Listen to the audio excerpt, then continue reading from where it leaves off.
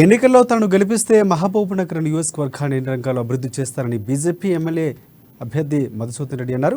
అలాగే నియోజకవర్గాన్ని కాలుష్యరహిత పరిశ్రమలు ఏర్పాటు చేసి యువతకు ఉపాధి కల్పిస్తామని అంటూ హామీ ఇచ్చారు. పేదల సంక్షేమమే లక్ష్యంగా పనిచేస్తారని చెబుతున్న మిథున్ రెడ్డితో మా పాలమూరు ప్రతినిధి ప్రదీప్ ఫేస్ టు ఫేస్. రోజుల్లో ప్రచారం ముగినున్న నేపథ్యంలో ప్రధాన పార్టీలు ప్రచారంలో దూసుకుపోతున్నాయి. దీనికి సంబంధించి మహబూబ్ నగర్ అసెంబ్లీ నియోజకవర్గ బీజేపీ అభ్యర్థి యువనేత మిథున్ రెడ్డి గారు కూడా ప్రచారంలో దూసుకుపోతున్నారు. ఏదైతే ప్రచారంలో భాగంగా కేంద్ర ప్రభుత్వ పథకాలను చెబుతూ ఓట్లు అడుగుతున్న పరిస్థితి మనతో పాటు ఇప్పుడు వారు ఉన్నారు. వారిని అడిగి మరిన్ని విషయాలు తెలుసుకున్నాం. సార్ చెప్పండి, ప్రధానంగా ప్రచారంలో ప్రజలు ఏమడుగుతున్నారు, మీరు ఏం చెప్తున్నారు? ఈరోజు ఏ తాండా పోయినా, ఏ గ్రామం పోయినా, ఏ ఒక్క గ్రామ పంచాయతీ పోయినా, తర్వాత ఏ ఒక్క మున్సిపల్లో వార్డులు పోయినా కేవలం నరేంద్ర మోడీ గారి నినాదం భారతీయ జనతా పార్టీకే పట్టం కట్టే విధంగా ప్రజలు చెప్తున్నారు, వివరిస్తున్నారు.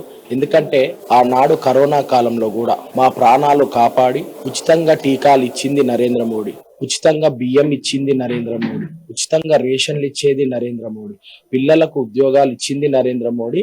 కానీ ఈ కేసీఆర్ ఆ ఉద్యోగాలు రాణిస్తలేడు, కొత్త రేషన్ కార్డులు అమలు చేస్తలేడు, కొత్త పెన్షన్లు నామోదు చేస్తలేడు. ఈ రోజు మా ఒక్క మేనిఫెస్టోలో భారతీయ జనతా పార్టీ ప్రభుత్వం ఏర్పడిన తర్వాత 2 పెన్షన్లు వస్తాయి, వాళ్ళకు రావాల్సిన ఇల్లులు వాళ్ళకు వస్తాయి, వాళ్ళకు రావాల్సిన ఉద్యోగాలు వాళ్ళకు. కేవలం నరేంద్ర మోడీ గారి డబుల్ ఇంజన్ సర్కార్ తోనే మా బతుకులు మారతాయని స్పష్టంగా తెలియజేస్తుంది. ఏదైతే రాష్ట్ర ప్రభుత్వ పథకాల్లో ఒకవైపు కేంద్రం తమ వాటా ఉందంటూ కేంద్ర ప్రభుత్వం బీజేపీ, మరోవైపు బీఆర్ఎస్ పార్టీ ₹1 కూడా కేంద్రం ఇవ్వలేదని దీన్ని ఎట్లా ప్రజల్లో ఎట్లా చెప్తున్నారు? ఈ యొక్క 10 సంవత్సరాల్లో కేసీఆర్ చేసిన మోసాలన్నీ బయటపడుతున్నాయి. మొదటి 5 సంవత్సరాలు నీళ్లు నిధులు నియామకాలు అని చెప్పి ప్రజలని మోసం చేసిండు, మభ్యపెట్టిండు. బంగారు తెలంగాణ చెప్పి 1200 ఉద్యమకారుల ఆత్మ బలిదానాన్ని అడ్డంగా పెట్టుకొని మోసం చేసిండు. ఇంకొక 5 సంవత్సరాలు డొల్ల పథకాలు చెప్పిండు. ఈ రోజు పాలమూరులో కూడా ఈ మాత్రం అభివృద్ధి జరిగిందంటే కేవలం కేంద్ర ప్రభుత్వ నిధులతోటి. ఈ విషయాలు ప్రజలు గమనించిండ్రు. మేము కూడా ప్రజల్లో మధ్యకి నరేంద్ర మోడీ గారి నిధులతోనే ఇవన్నీ సాధ్యపడ్డాయి అని చెప్పి చెప్తున్నాము.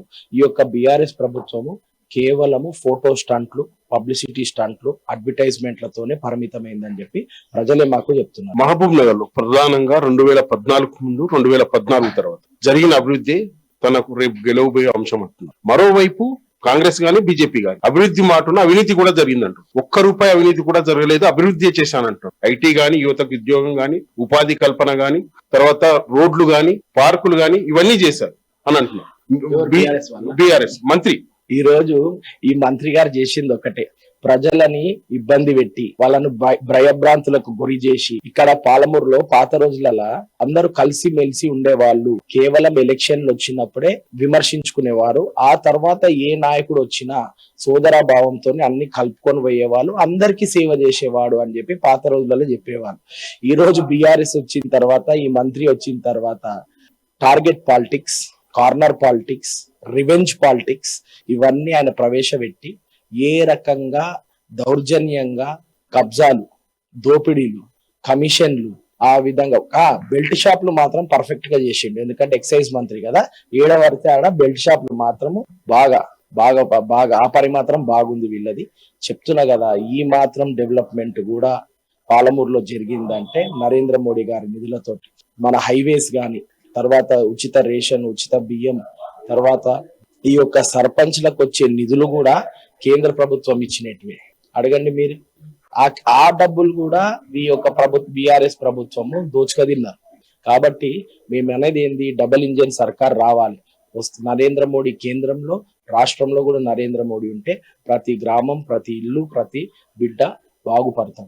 అయితే పాలమూరు నియోజకవర్గంలో అధికార బీఆర్ఎస్ పార్టీ సిట్టింగ్ ఎమ్మెల్యే మంత్రి చేసిన అరాచకాలపై తాను పోరాడతానంటూ రాబోయే రోజుల్లో మహబూబ్ నగర్ నియోజకవర్గానికి సంబంధించి అండర్ డ్రైనేజీ మరియు పలు అభివృద్ధి కార్యక్రమాలు చేస్తానంటూ ఈసారి తనను ఆశీర్వదించి ఎమ్మెల్యేగా నిలబెట్టాలంటూ కూడా చెప్తున్నటువంటి పరిస్థితి.